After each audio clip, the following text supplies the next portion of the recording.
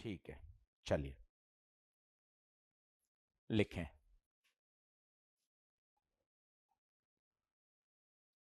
Combination of inductor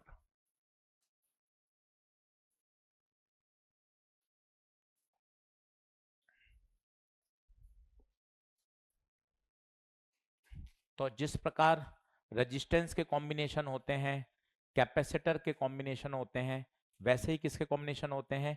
inductor के। दो तरह के कॉम्बिनेशन होता है। पहला होता है सीरीज कॉम्बिनेशन। सीरीज कॉम्बिनेशन एक के बाद एक के बाद एक लगे हुए हैं। खुशखबरी ये है कि भैया जो फॉर्मूले रेजिस्टेंस के हैं वही फॉर्मूले इंडक्टर के हैं। बस एक लाइन से काम चल गया। अब रेजिस्टेंस का सीरीज में फॉर्मूला बताइए। R1 plus R2 plus R3। तो ये लाइन लिख दीजिए, रेजिस्टेंस जैसे ही इंडक्टर के फॉर्मूले हैं। इससे अपना काम चल जाएगा। रेजिस्टेंस जैसे ही इंडक्टर के फॉर्मूले हैं। अब बता सकते हैं इक्विवेलेंट कितना हो जाएगा? L1 plus L2 plus L3।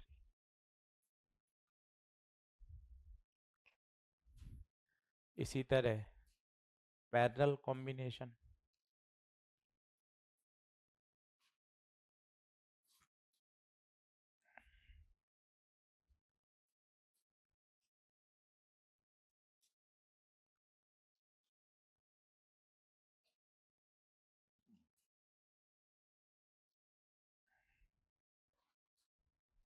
तो फॉर्मूला होगा 1/L इक्विवेलेंट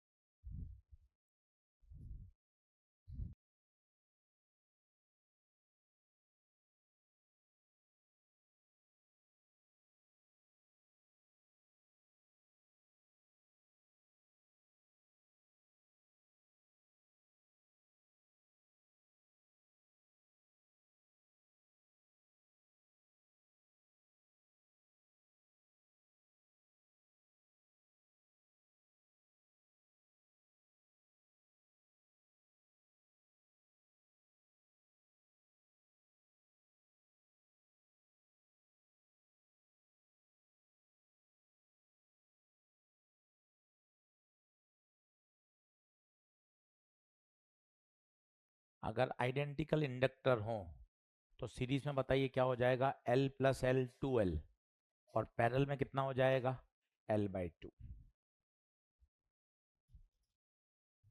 बिल्कुल रेजिस्टेंस जैसे ही फॉर्मूले हैं, कहीं भी कोई चेंज नहीं। तो इतना आपको जरूरत ही नहीं है। शॉर्ट नोट भी बनाएंगे तो केवल एक लाइन लिखेंगे, इंडक्टर के सारे फॉर्मूले रेजिस्टेंस जैसे चलते हैं, बात खत्म। अब जल्दी से दो प्रश्न करके देखें, वहीं डीपीपी में ही कर लीजिए। क्वेश्चन नंबर 52 और 53। 52 क्या कह रहा है वहीं सॉल्व कर लीजिए, डीपीपी में ही सॉल्व हो जाएगा। पहला है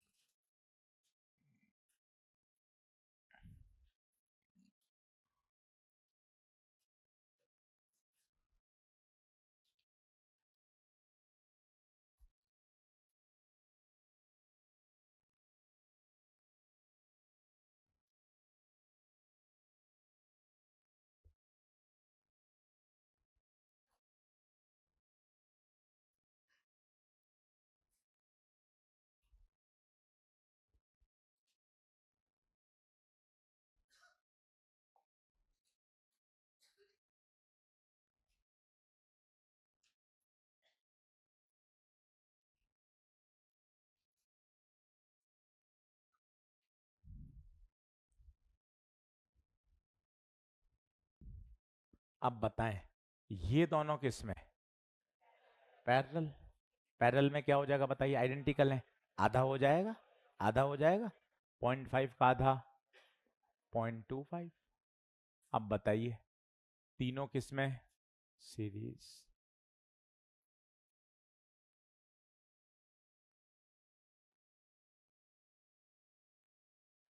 कितना आ जाएगा? ये 0.5 है,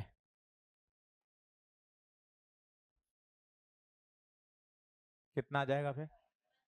1 आ जाएगा।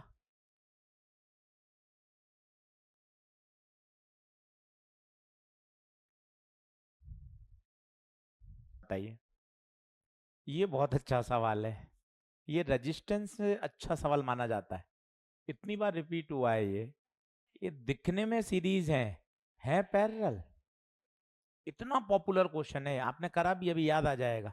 ये पी, ये पी, ये पी, ये P, Q, Q, Q, Q. अब सारे इंडक्टर पी और क्यू में है, चेक कर लो। ये भी पी क्यू में, ये भी पी क्यू में, ये भी पी क्यू में। इसलिए फेमस सवाल है, दिखता सीरीज है पर जैसे आप इसको रीड्रॉ करोगे, इसे बोलते हैं रीड्रॉ टेक्निक, और जैसे ही आप इसको रीड्रॉ करोगे सारे के सारे अब पैरेलल हो जाएंगे। पैरेलल में बताओ, आइडेंटिकल हैं, सीधा बता सकते हो। आधा नहीं, 3 से डिवाइड कर दूं तो 3/3, 1 हेनरी आएगा भाई। वहीं पास में आंसर भी लिख लें, 52 1 हेनरी, 53 भी 1 हेनरी। क्या आगे बढ़े? चलिए नेक्स्ट पे आते हैं। केवीएल अप्लाई करना, ये साल 2025 में भी आया था।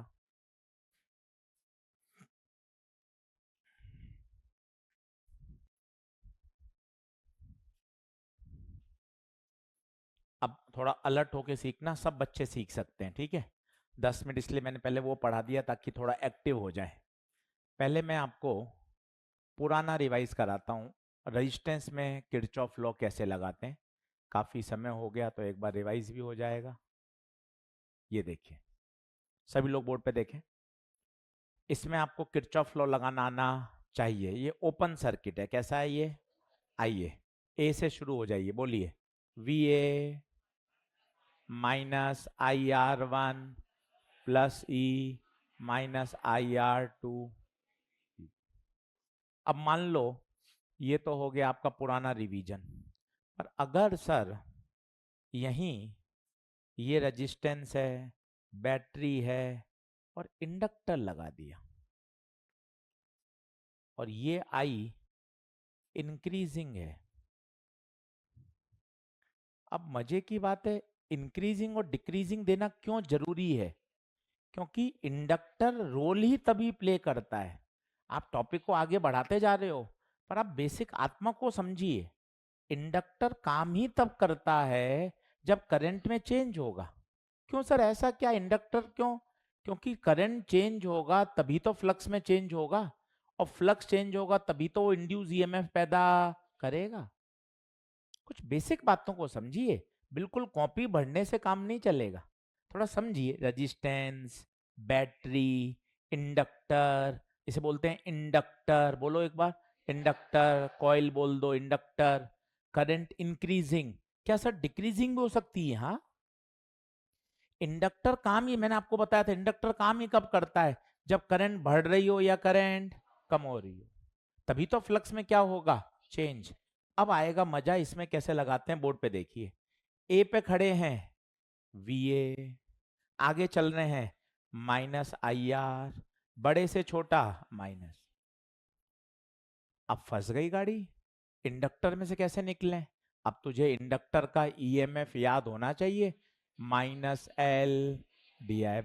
याद कर, इंडक्टर का EMF E बराबर -L/dI/dt। तो जब भी इंडक्टर में से गुजरो, करंट के साथ चल रहे हो, तो हमेशा याद रखो minus L D I by D T, और कहां पहुंच गए बी। Always put D I by D T with sign.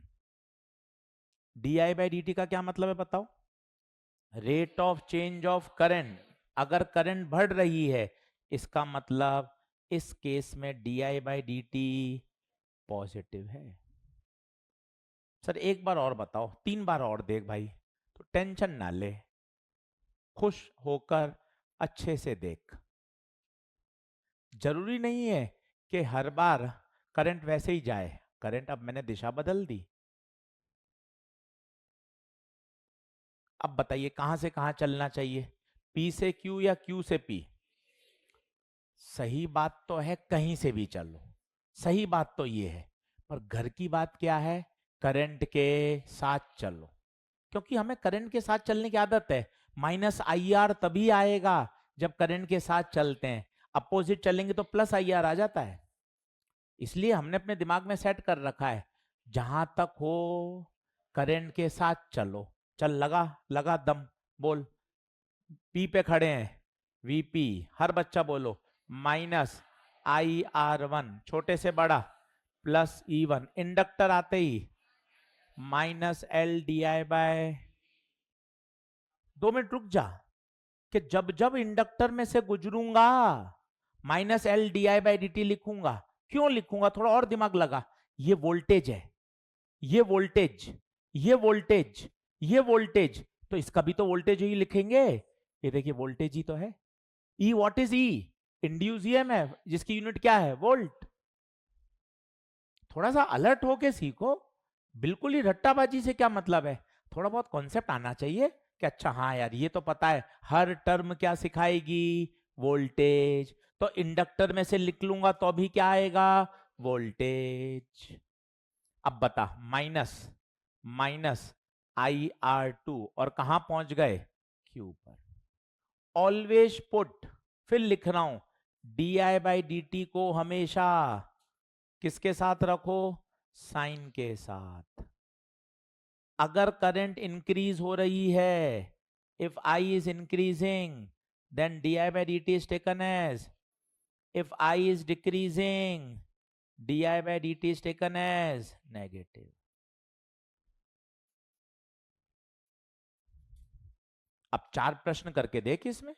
सबसे पहले देखिए क्वेश्चन नंबर 49, ना करंट के साथ ही तो चल रहे हैं।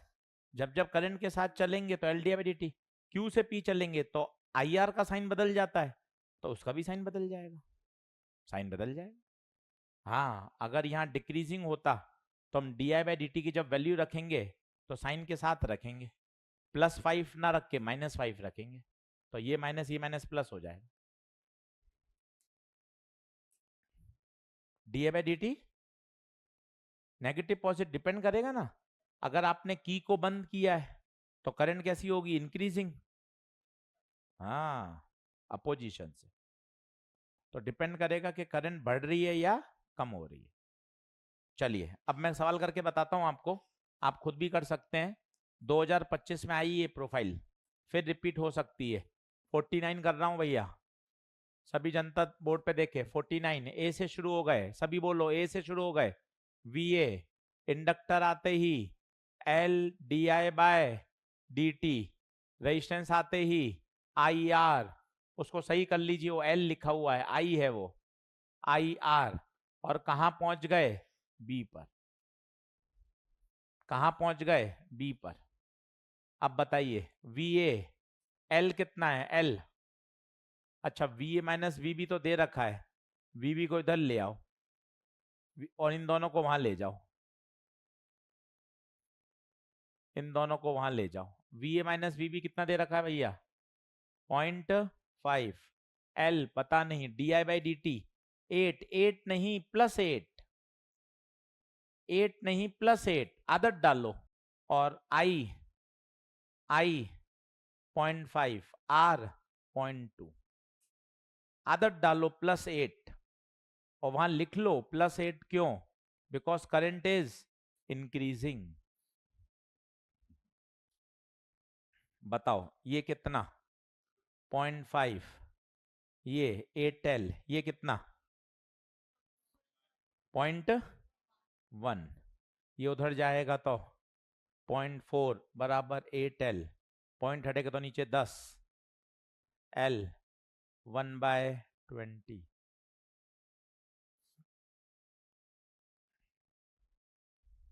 थोड़ा अटपटा लगा होगा। चलिए 50, 50 कहां से चलें बताओ, Q से या P से? Q से, तो VQ minus IR plus 30 minus L DI/dt, कहां पहुंच गए, P पर, P पर। अब बताइए क्या दे रखा है, VP माइनस VQ पूछा है, तो Q को वहां ले जाओ, VP माइनस VQ, यहां बचेगा minus IR plus 30 minus LDI/dt। I कितना, I 1 ampere, R R R 2 ohm, 30 L 50 milli henry, तो milli Henry 10⁻³ DI/dt decreasing, decreasing, ध्यान से देखिए, यहां बड़ा बड़ा लिखो, 3 बार लिख लोगे आदत आ जाएगी। DI/dt हमेशा साइन के साथ डिक्रीजिंग है, तो बताओ DI/dt 10⁻² नहीं, माइनस, ये सर AS क्या है, AS नहीं है, ये है एम्पियर पर सेकेंड। ये AS-1 क्या लिखा हुआ है पता नहीं चल रहा, वो AS-1 नहीं है, वो है एम्पियर पर सेकेंड। लॉ लगाना आना चाहिए, मिली हेनरी बदलना आना चाहिए। अब बता, 1 2 3 कट गए, -2 प्लस 30 माइनस माइनस प्लस, 33 आ रहा है भैया, प्लस का 33 आ रहा है भैया,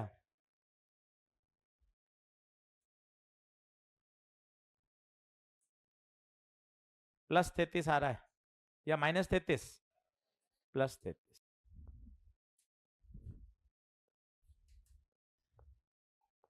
चल भाई 51 कहां से चलेगा, ए से, चल बोल, VA minus IR minus LDI/dt plus 10 बराबर VB। अब मैं फंस गया सर, इस बार सर उसने पता नहीं क्या दे दिया है, ये I दे दिया है सर, और कह रहा है T बराबर 0 पे बताओ सर।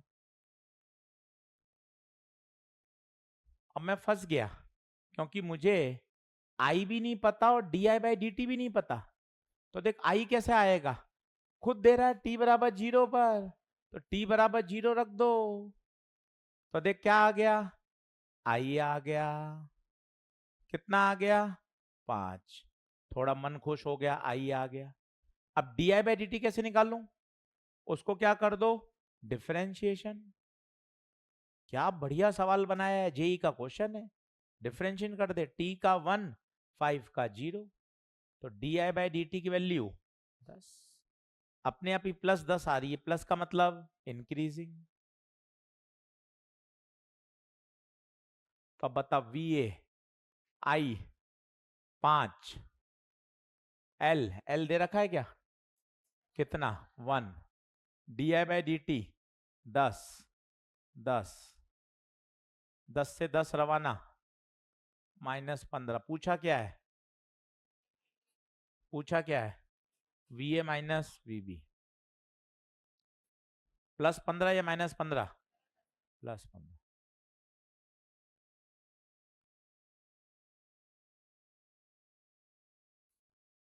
+15। बोल क्या बात आके है क्या, देख ले भैया, 50 51 52 लिखें, energy stored in the inductor,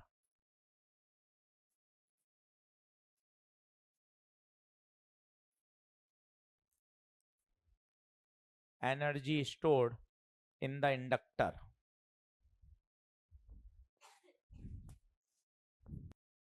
चल अब सीखना, थोड़ा सा बात को समझ, ठीक है? फॉर्मूले वगैरह तो ठीक है, याद हो जाते हैं, पर थोड़ी बातों को समझ। बोर्ड पे देख, ये इंडक्टर है, कॉइल बोल दे, सोलिनॉइड बोल दे, इंडक्टर बोल दे। अब इसमें करंट फ्लो कराई और करंट इंक्रीजिंग है। थोड़ा सोच, करंट इंक्रीजिंग है तो क्या होगा? ये इसका क्या करेगा? अपोज। मुंह धो के आ जा, नींद आ रही है तो। करंट इंक्रीजिंग है तो इसका क्या करेगा? अपोज। तो इंड्यूस करंट कैसे फ्लो कराएगा? इसके साथ या इसके अपोजिट? ये देख, ये इंड्यूस करंट। कुछ लोग इसको बैक करंट भी बोलते हैं। ये पीछे इसने करंट फ्लो कराई। तो बता, मुझे अगर इसमें आई करंट फ्लो करानी है और अपोजिशन हो रहा है, then we have to do some work. और जो हम वर्क कर रहे हैं उसका ही कुछ पार्ट एनर्जी के रूप में क्या हो रहा है? स्टोर। ये जैसे आपने मोबाइल उठा के यहां रखा, तो भैया आपने जो वर्क किया अगेंस्ट अगेंस्ट ग्रेविटी, वही तो जाके किसमें स्टोर हुआ? पोटेंशियल एनर्जी में। तो हम वर्क कर रहे हैं, उसका कुछ पार्ट एनर्जी में स्टोर हो रहा है, और जो एनर्जी स्टोर होती है वो होती है हाफ LI²। याद होनी चाहिए, हाफ LI²। किस फॉर्म में स्टोर होती है? इलेक्ट्रिक या मैग्नेटिक?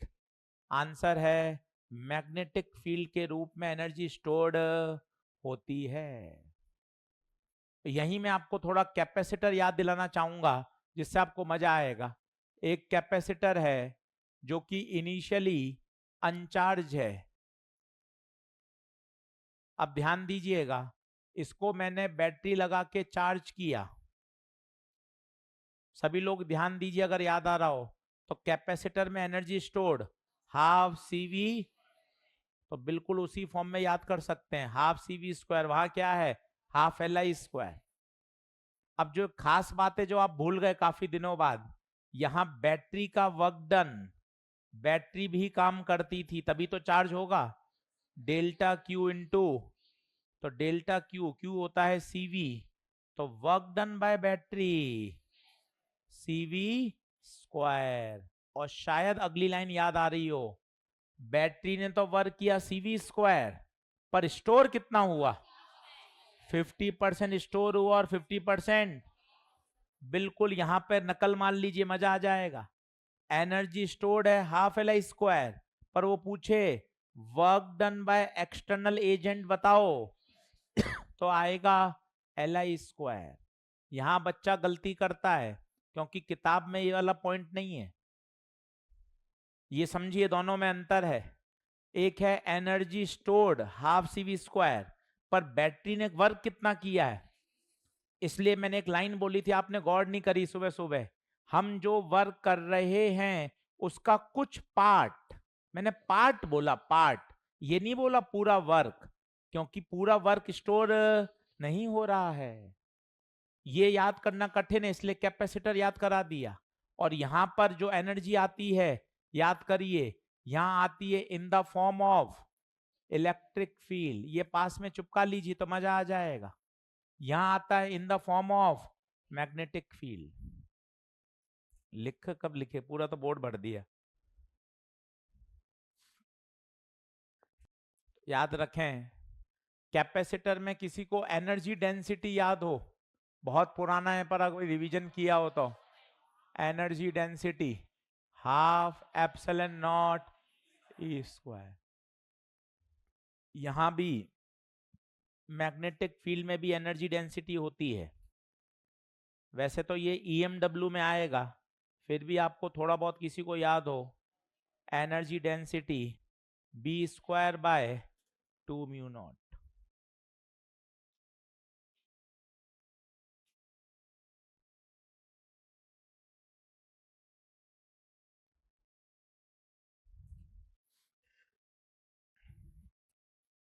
फॉर्मूले हैं, पर फॉर्मूले ऐसे हैं जो तू याद कर सकता है सिमेट्री से। Half CV², half LI²। वहां स्टोर होती है in the form of electric field, यहां होती है in the form of magnetic field. वहां 50% स्टोर होता है, 50% लॉस होता है। यहाँ भी सेम 50% स्टोर हो रहा है, हाफ एल आई स्क्वायर। पर अगर आपसे पूछे वर्क डन बताओ तो एल आई स्क्वायर। ये एनर्जी डेंसिटी अभी भले ही तुझे याद ना हो तो यहां तू छोटा सा लिख दे, EMW चैप्टर में आएगा, तो तू अभी परेशान मत होना। ये एनर्जी डेंसिटी EMW चैप्टर से पढ़ाई जाती है, पर मुझे कैपेसिटर की याद थी इसलिए मैंने सिमेट्री रूप में यहां लिख दी। चले देख लो, अच्छे से याद कर लो। ये भी स्टार लगा लेना, नीट में आया है। किस फॉर्म में एनर्जी स्टोर होती है? Magnetic field. Half L I square पर सीधा न्यूमेरिकल आया हुआ है, हाफ एल आई स्क्वायर पे सीधा न्यूमेरिकल आया हुआ है। अब लिखिए R L circuit, R L circuit. देखें नाम से स्पष्ट है सर्किट में आर है और एल है। इसके सवाल आसान है और बिल्कुल वैसे ही हैं जैसे कैपेसिटर में थे, आरसी। अगर आपको याद हो दो फेमस टाइम थे, एक t बराबर 0, एक t बराबर इन्फानाइट, याद करिए। चलिए लिखना शुरू करिए, हेडिंग डालिए आरएल सर्किट। अब जैसे ही आप की को बंद करोगे सर्किट में क्या फ्लो होने लग गई? करंट। बताइए कोशिश करके किरचॉफ लॉ लगा सकते हो? अभी लगाया था, करो कोशिश। KVL बोलो, माइनस का IR, घबराओ मत। इंडक्टर आते ही माइनस LdI/dt, कुछ नहीं कुछ नहीं, छोटे से बड़ा, प्लस C बराबर 0। क्यों 0? क्यों? क्लोज लूप है, बहुत बढ़िया, क्लोज लूप है। इसको जब सॉल्व करेंगे तो करंट का जो एक्सप्रेशन आता है वो आता है I बराबर E/R 1 माइनस E की पावर माइनस RT/L। डेरिवेशन की आवश्यकता नहीं है, सीधा फॉर्मूला लिख रहा हूं। इसी तरह का कैपेसिटर में भी आता था, आपको याद हो तो। I बराबर E/R 1 माइनस E की पावर माइनस RT/L। सर ये E भूल गया, बहुत दिन हो गए। E पढ़ा देता हूं। E कौन है? एक्सपोनेंशियल। E की पावर 0 1 होती है, E की पावर इन्फानाइट इन्फानाइट, E की पावर माइनस इन्फानाइट 0, E की पावर 1 2.73, 1 अपॉन E 0.37। काम आती है बार बार। अब आपको याद हो तो दो टाइम बड़े फेमस होते हैं, एक होता है t बराबर और एक होता है t बराबर इन्फिनिटी। पहले आप नोट कर लीजिए बराबर। R रेजिस्टेंस, L का नाम नहीं बोल पा रहे, काफी समय है। L coefficient of self induction. L का नाम इंडक्टर नहीं है, ध्यान दीजिए। इंडक्टर तो ये उपकरण है, L का नाम इंडक्टर थोड़ी ना है। L का नाम है कोफिशिएंट ऑफ सेल्फ इंडक्शन। नाम भी तो बोलना सीखिए, बस इंडक्टर L लिख दिया, नाम तो आए तब तो मजा आएगा।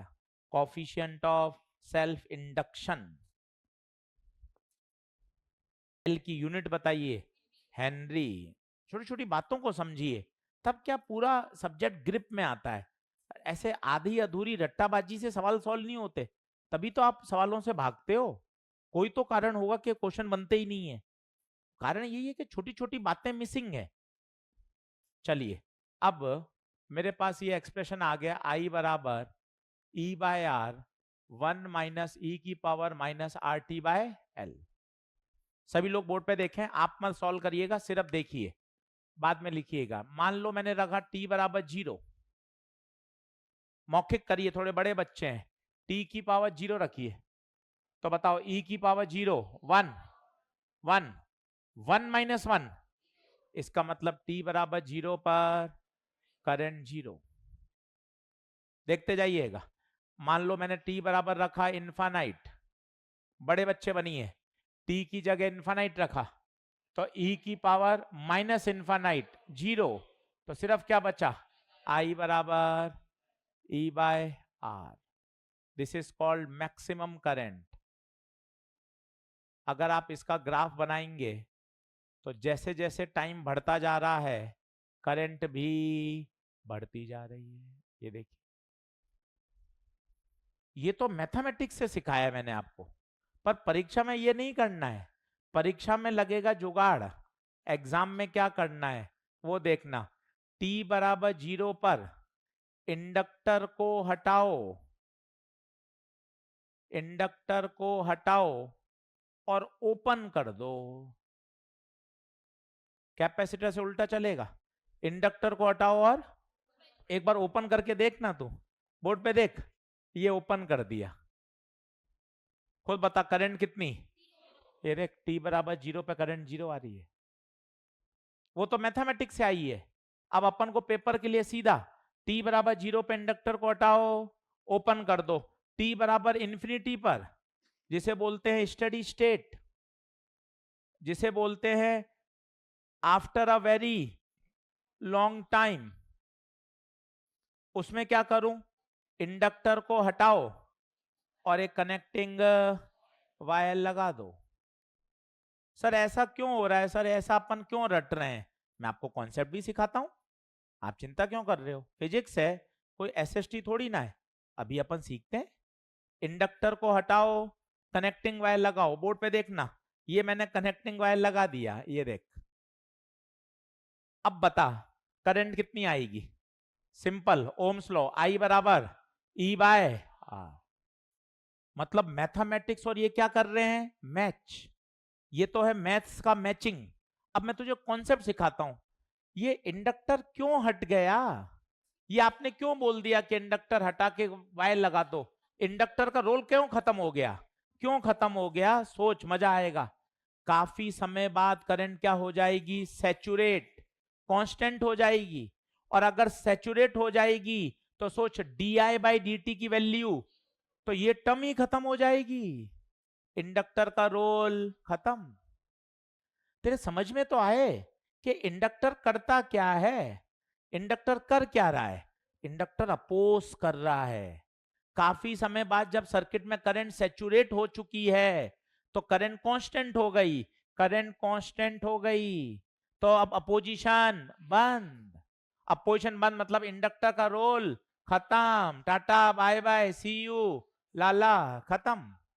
ये देख, अब तुझे सीधा परीक्षा में दो बात याद करनी है, सिर्फ दो बातें. t बराबर 0 पर, t बराबर 0 पर इंडक्टर को हटाओ, ओपन कर दो. इन्फिनिटी पे इंडक्टर को हटाओ, कनेक्टिंग वायर लगा दो. अच्छा, अगर वो बोले t बराबर 2 सेकंड पे बताओ, तो t बराबर 2 सेकंड पे बताओ, तो फिर तुझे t बराबर 2 सेकंड तो यही फॉर्मूला लगाना पड़ेगा. लिख ले, इन दो बात को लिख पहले.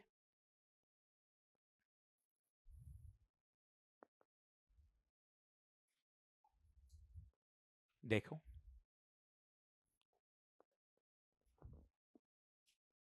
अच्छा, इस E बाय आर को क्या बोल सकते हैं, मैक्सिमम करंट. और ये जो R है ये टोटल R है. कभी कभार इंटरनल रेजिस्टेंस भी दे देता है वो, तो भैया इंटरनल रेजिस्टेंस देगा तो उसको इसमें क्या कर देना, ऐड कर देना. मैं यहां 2 मिनट रुकूंगा, आप आराम से लिखिए, इसको समझिए, उसके बाद अपन करेंगे. t बराबर इंफिनिटी नहीं देगा, वो कहेगा स्टडी स्टेट, तो वो से बोलते हैं t बराबर इंफिनिटी. t बराबर 0 को t बराबर 0 नहीं बोलता, क्या बोलता है याद है, the key is just press, the key is just press. इसे बोलते हैं t बराबर 0. ग्राफ समझ ले, फॉर्मूला देख ले अच्छे से, दो कंडीशन समझ, सारी बातें सॉल्व हो जाएंगी. E बाय आर को बोलते हैं मैक्सिमम करंट. अगर सर्किट में रेजिस्टेंस इंटरनल दे रखे हैं, दो रेजिस्टेंस दे रखे हैं, तो आर क्या रखेंगे यहां पर, टोटल. ये थोड़ा सोच के बताओ, t बराबर इंफिनिटी पर इंडक्टर हटके कनेक्टिंग वायर क्यों आ गया, थोड़ा टूटा फूटा बोलो, क्या हो गया. After a very long time current saturate हो गई, करंट में चेंज होना बंद हो गया। तो इंडक्टर का काम क्या है? अपोज करना। जब करंट चेंज ही नहीं हो रही तो अपोज कैसे करेगा? इसलिए इंडक्टर का रोल खत्म। इंडक्टर की जगह क्या आ गया? Connecting wire. चल अब 2-3 सवाल करके देख, तेरा डर हटेगा। सिर्फ 2 बातें बोलूंगा, 2-3 बार बोल लो, एक बार मुंह से बोल लो। t बराबर 0 पर इंडक्टर को हटाओ, ओपन कर दो। t बराबर इंफिनिटी पर इंडक्टर को हटाओ, कनेक्टिंग वायर लगाओ।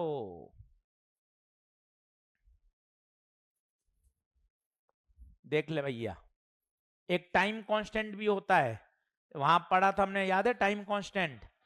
यहां भी टाइम कांस्टेंट होता है, और वो होता है टाउ बराबर एल बाय आर। जब टाउ बराबर एल बाय आर रखोगे तो करंट आएगी 0.63% ऑफ मैक्सिमम करंट। तो टाइम कांस्टेंट क्या है बताइए? टाइम कांस्टेंट एक ऐसा टाइम है जब करंट अपनी मैक्सिमम करंट की 0.63% हो गई, 63% of maximum current. Time constant is a time in which current in the circuit becomes 63% of its maximum value. गुरुजी कैसे आ गया 63 बता दोगे? 1 मिनट भी नहीं लगेगा। यहाँ टाउ की जगह लिख एल बाई आर, वो कट गया, e की पावर -1 वो होता है 0.37, 1 में से 0.37 जाएगा 0.63, बिल्कुल कैपेसिटर जैसा है। बस उल्टा ये ध्यान रखना जब आप पढ़ो, वहां t बराबर 0 पर कैपेसिटर को कनेक्टिंग वायर लगाते थे, यहां ओपन कर रहे हैं।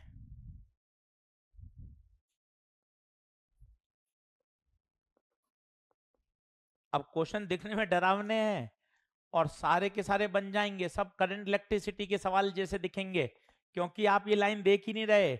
इंडक्टर को हटाओ, आप इस पे गौर ही नहीं कर रहे। इंडक्टर तो बचेगा ही नहीं, और जब इंडक्टर ही हट गया तो सवाल में बचा कौन? रेजिस्टेंस और बैटरी। थोड़ा दिमाग में स्मार्टनेस लाओ ना। सवाल आरएल का है ही नहीं, क्योंकि आप तो चिल्ला चिल्ला के बोल रहे हो इंडक्टर को हटाओ, इंडक्टर को हटाओ। और जब इंडक्टर हट गया मेरे बेटे, तो सवाल में बचा कौन? बैटरी और रेजिस्टेंस।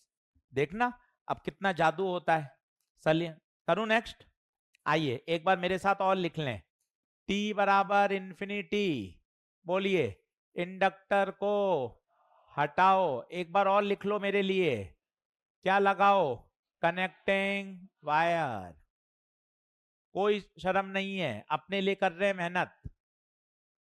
t बराबर 0, इंडक्टर को हटाओ और क्या लगाओ? Open circuit. जितना अच्छा याद होगा उतना सवाल करने मजा आएगा। इन्फिनिटी को क्या बोलते हैं? Steady state. After a very long. 0 को क्या बोलते हैं? The key is just close, immediately just after the key is close. बढ़िया याद होना चाहिए।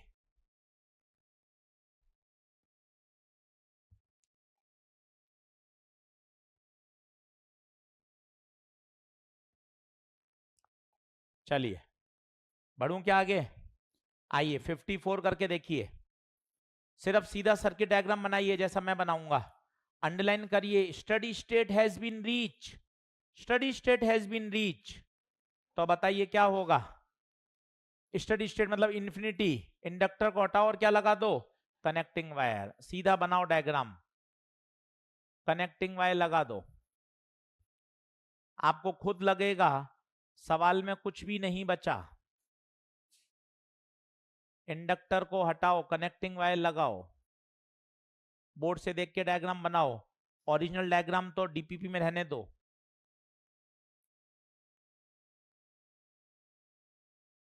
ये देखो, तुरंत देखोगे आपको लगेगा अरे यार ये सवाल तो करंट इलेक्ट्रिसिटी का हो गया, T बराबर इन्फिनिटी। इंडक्टर को हटाओ, कनेक्टिंग वायर लगाओ।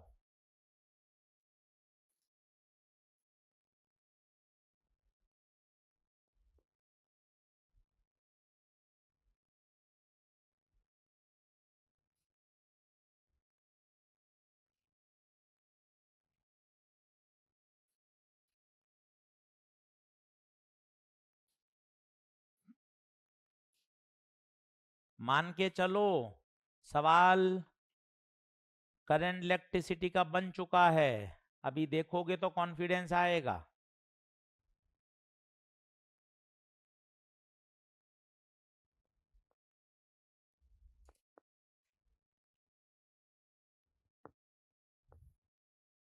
बताइए तीनों किसमें? तीनों पैरेलल, कितना देगा? 10, ये 30, ये 2, ये 10। अब बता कितना हो गया? 12। आई बराबर ohms law V by R, 30/12, 2.5 आएगा भाई। अब तो खुद देखना यार, सवाल करंट इलेक्ट्रिसिटी का है, कहीं टेंशन वाली बात ही नहीं है। 55 में T बराबर 0 है, इंडक्टर को ओपन कर दिया। कोई बताएगा क्या R1 में करंट जाएगी क्या? R1 बेकार हो गया, करंट केवल R2 से जाएगी, खत्म। I बराबर V बाय आर। 1 मिनट से भी छोटा सवाल है भाई, दिखने में डरावना है। तुझे ये बात दिमाग में बैठानी पड़ती है, पढ़ने से तो चीज होती है। छोड़ दो छोड़ दो, बस एक लाइन हो गई, छोड़ दो। अब पढ़ के देखा, अरे यार ये दिखने में सवाल कठिन है बड़े आसान, क्योंकि इंडक्टर तो हट ही गया। इन्फिनिटी पर सर्किट ओपन कहाँ है भैया? साकिब भाई गलत कर रहे हो, इन्फिनिटी पे तो कनेक्टिंग वायर है, ओपन कहाँ है? इन्फिनिटी पे तो कनेक्टिंग वायर है, इन्फिनिटी पे तो कनेक्टिंग वायर है, ओपन थोड़ी ना होगा। इन्फिनिटी पर कनेक्टिंग वायर, 0 पर ओपन। देखो साकिब भाई, इन्फिनिटी पर कनेक्टिंग वायर लगा है 54 में, देख लो। चलिए बराबर आ गए सब लोग, देख लो 54 का आंसर कितना आया? 2.5। 55 का V/R2। अब एक खुद करके देखो, 58 इमीडिएटली, मतलब T बराबर 0 पे पूछा है।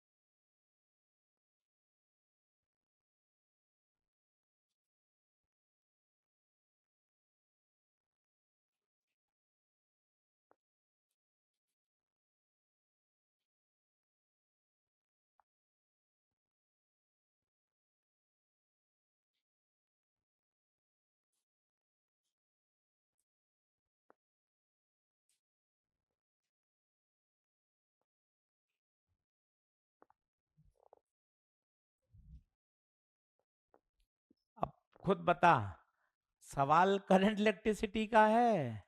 सबसे पहले बता I3 कितनी? I3 क्यों? वहां करंट जाएगी नहीं, सर्किट ओपन है।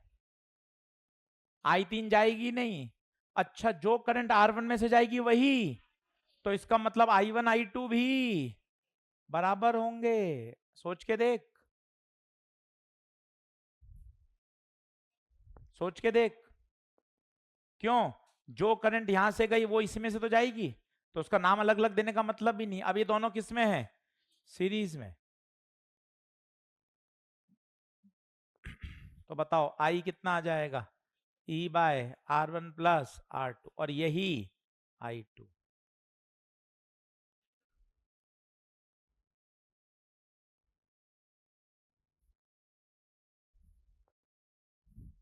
आराम से देखिए, कोई जल्दबाजी नहीं। I3 जीरो होगा क्योंकि उस ब्रांच में करंट ही नहीं जाएगी। I1 I2 बराबर क्यों होगा, कोई बताएगा? क्योंकि सीरीज है, जो करंट यहां जाएगी उसको तो यहां जाना ही पड़ेगा, एक ही रास्ता है ये। 59, इसको स्टार लगाओ, 1 मिनट का ब्रेक लो, पानी पियो और 59 को पढ़ लो बस।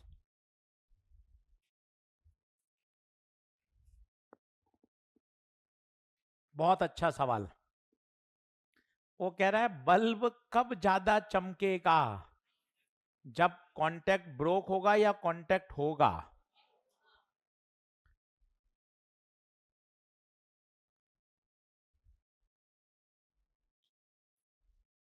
चलो अब सब लोग बोर्ड पे देखना। अभी बता, की ओपन है, जल्दी से बता करंट कितनी? जीरो। अब तूने किया की को क्लोज, की क्लोज करते ही बता करंट बढ़ेगी या कम होगी? बढ़ेगी। जैसे ही करंट बढ़ेगी, ये मेन करंट है, करंट बढ़ेगी तो बता इंडक्टर क्या करेगा? इंड्यूस करंट पैदा करेगा। जब जब फ्लक्स बढ़ता है तो अपोज करता है। मेन करंट है 10 एम्पियर, इंड्यूस करंट है 1 एम्पियर, अपोजिट है, तो बता नेट करंट क्या हो गई? कम। कम हो गई। बल्ब में से कितनी गई? 9। ये देखना अभी, स्विच ऑलरेडी क्लोज है, ऑलरेडी क्लोज है, 5-6 घंटे से क्लोज है, मस्त करंट फ्लो हो रही थी। तूने कहा यार अब बिजली का बिल ज्यादा आ रहा है, बंद कर दो सर्किट को। अब तूने किया की ओपन, खेला होगा कि मेन करंट आराम से फ्लो हो रही थी, पापा ने कहा भैया बल्ब बंद कर, क्या दिवाली की लाइट बंद नहीं करेगा? कितने दिन हो गए? अब जैसी की ओपन करेगा, बता करंट कम होगी या बढ़ेगी? क्यों कम क्यों होगी? क्योंकि बल्ब स्विच खोलते ही करंट जीरो की तरफ भागेगी, इसका मतलब करंट का नेचर कैसा? डिक्रीजिंग। भाई साहब इंडक्टर क्या करेगा? फ्लक्स कम हो रहा है और इसको बढ़ाओ। अब देख इंड्यूस करंट उसी दिशा में आएगी या अपोजिट आएगी? लेंज का नियम तुझे नया क्यों लग रहा है? फ्लक्स बढ़ रहा है तो अपोजिट इंड्यूस करो, कम हो रहा है तो यहां बढ़ रहा था, अपोजिट इंड्यूस हुआ, तो करंट नेट करंट कम हो गई। यहां सेम इंड्यूस होगा, तो बता ये मेन करंट और इंड्यूस करंट ऐड होगी या सब्ट्रैक्ट होगी? ऐड होके इफेक्टिव करंट को बढ़ा देगी, बल्ब अब ज्यादा चमकेगा। अच्छा, ये कोई 2-3 घंटे का प्रोसेस नहीं होता, इंस्टेंट, बहुत छोटे समय के लिए बस। क्योंकि आप स्विच बंद कर दे तो क्या 4-5 घंटे लगते हैं क्या बल्ब होने को? तुरंत बंद होता है। तुरंत का मतलब समझे हो? 5 4 3 2 1 0, करंट कितनी थी? 5। कहां पहुंचना है इसको? जीरो पर। 5 4 3 2 1 0, बस इसी में क्या हो गया? खेला। आप ऐसा सोच रहे हो, अच्छा फिर तो मैं रोज बल्ब को खोलूंगा तब बल्ब ज्यादा चमकेगा। अरे ये बहुत क्षणिक होता है, जो हो सकता है अपन नोट भी ना कर पाए, बहुत क्षणिक होता है।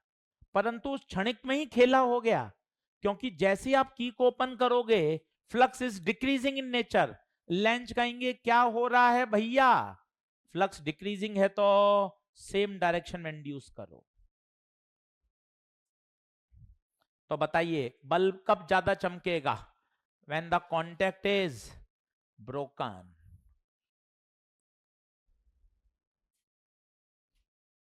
Contact is broken.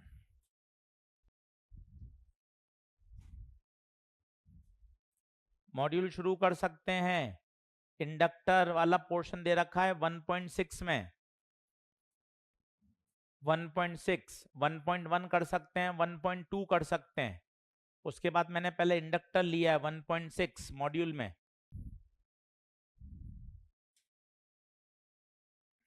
तो फिर बोलिए जब कांटेक्ट ब्रेक होगा, टूटा फूटा बोलिए, कांटेक्ट ब्रेक होगा तो उस समय करंट का स्वभाव कैसा होगा? डिक्रीजिंग।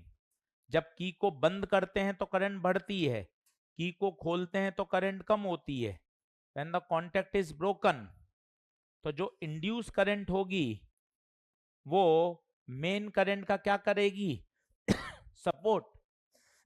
क्यों सपोर्ट क्यों करती है बताइए? क्योंकि लेंज लॉ कहता है अगर फ्लक्स कम हो रहा है तो सेम डायरेक्शन में इंड्यूस करो। अब आइए क्वेश्चन नंबर 56।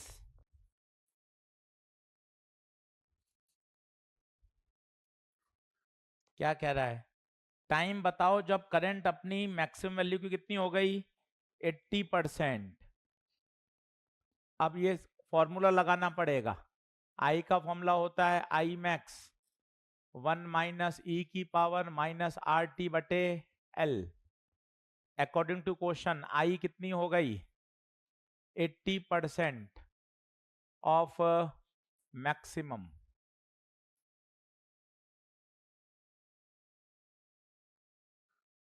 अब मैथमेटिक्स सॉल्व करनी है भैया, और कुछ नहीं है।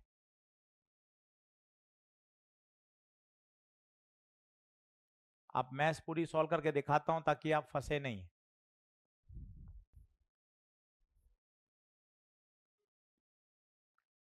0.1 ओम का रेजिस्टेंस है और 0.9 ओम इंटरनल है, तो कुल कितना आर हो गया? 1 ओम।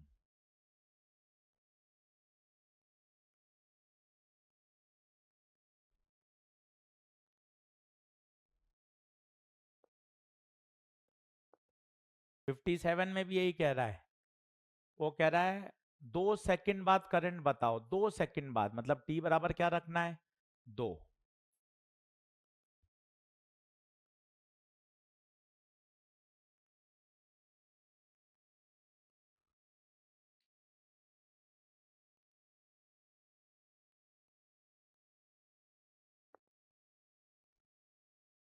चलिए सॉल्व करूं इसको थोड़ी मैथ्स को। आओ, घबराना नहीं है। आया हुआ नहीं है वैसे नीट में, मैंने जेई का सवाल डाला है, पर आना अपन को हर तरह का चाहिए। ऐसे पढ़ाई नहीं होती कि आज तक पीवाईक्यू में नहीं आया नीट में तो नहीं आएगा। ऐसे पढ़ाई नहीं की जाती भाई, सब कुछ आना चाहिए। पीवाईक्यू के हिसाब से पढ़ाई नहीं करी जाती। अब ये इधर आएगा, ये उधर जाएगा। e⁻−RT/L 4/5 उधर गया, तो बताओ 4/5 एक में से जाएगा तो कितना? 1/5। अब थोड़ा आपको केमिस्ट्री में केमिकल इक्विलिब्रियम, आयनिक इक्विलिब्रियम में सिखाओ। ई वहां जाता है तो क्या बन जाता है? ये ई वहां जाता है तो क्या बन जाता है? लॉग। अब log 1/5 को खोलेंगे तो कितना होगा? log 1 minus log 5। और बताइए, log 1 कितना? -r, r की वैल्यू 1, t पता नहीं, l 10 milli henry. log 1 0, log 5 minus से माइनस उड़ गया। log 5 की वैल्यू दे रखी है क्या भैया? कितनी? 1.6।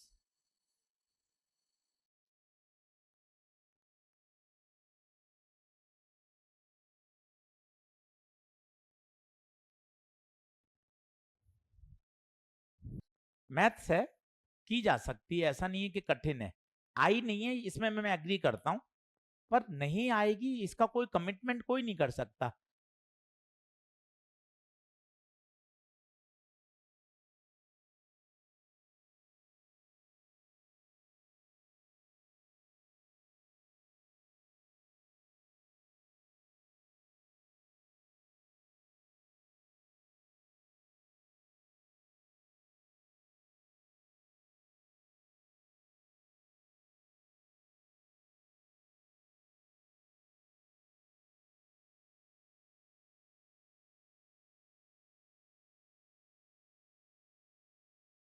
चलिए धन्यवाद।